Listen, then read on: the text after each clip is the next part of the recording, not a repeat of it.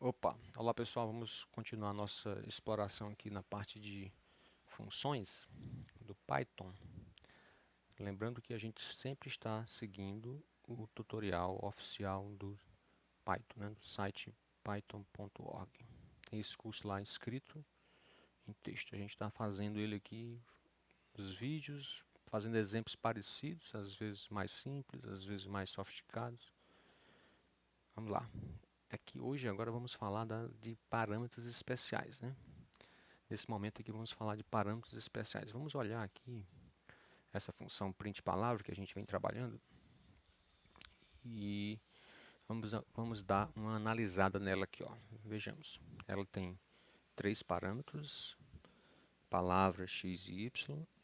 Palavra é um parâmetro obrigatório porque não tem valor padrão. X e y são parâmetros opcionais porque tem valores padrões associados, 3 e 4. A chamada da função, nós temos aqui, eu fiz aqui embaixo uma chamada, print palavra, coloquei 5 parâmetros posicionais, Z, 5, 5, 8 e A, e um parâmetro nomeado com o nome de dia, que eu coloquei o valor amanhã. Quando eu chamar o print palavra, o Z vai ser associado à palavra, o 5 ao X, o 5 ao Y, o 8, os parâmetros posicionais 8 e A não vão ser associados a ninguém, eles vão cair aqui nessa tupla posicionais. E esse parâmetro dia também não é esperado aqui, ele vai cair no dicionário nomeados. Então, vamos rodar ele aqui. Então, a gente já pode ver, ó, os parâmetros posicionais não utilizados, 8 e A, estão aqui na tupla posicionais 8 e A, né, foram impressos aqui por essa linha.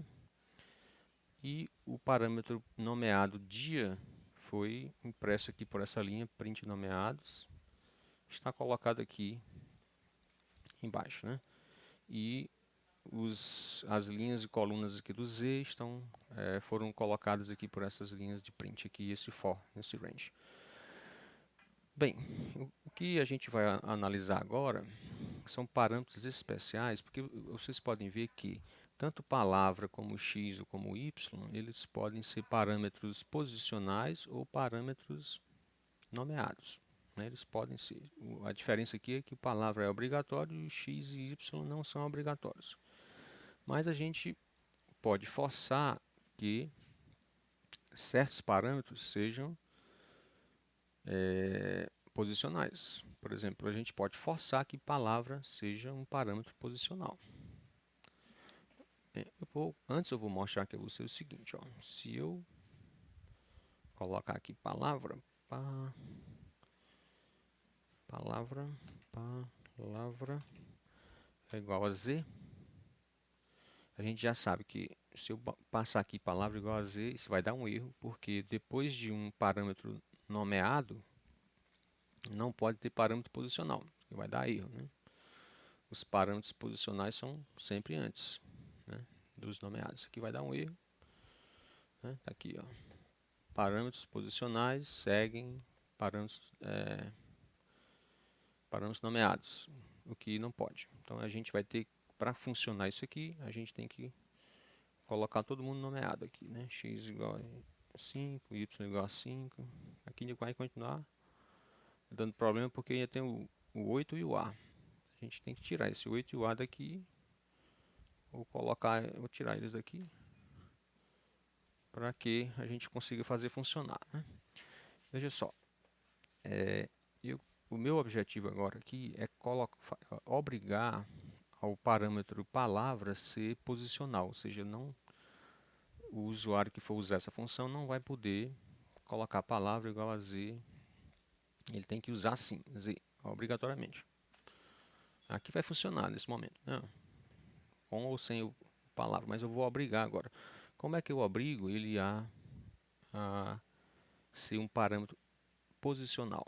Existe um parâmetro especial que eu vou colocar aqui, ó, que é uma barra.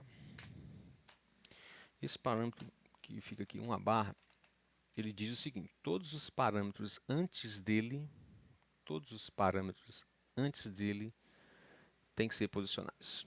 Então, não há... ele vai dar um erro caso eu passe o parâmetro palavra através de parâmetros nomeados. Ele vai dar um erro, né? Vamos rodar isso aqui. Está funcionando normal. Eu vou colocar aqui palavra igual a Z. Funcionava, mas agora ele vai dar um erro. Print palavra, está faltando um argumento posicional requerido, palavra.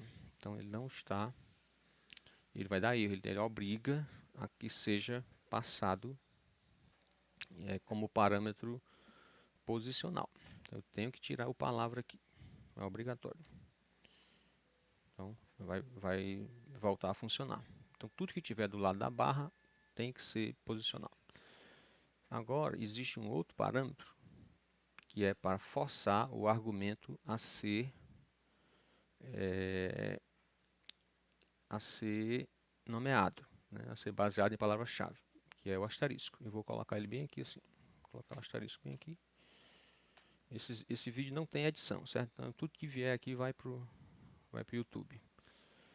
E se der algum erro a gente vai corrigir agora. Então assim, o asterisco, ele diz o que todos os argumentos do seu lado direito aqui, eles têm que ser argumentos nomeados, tem que ter o nome.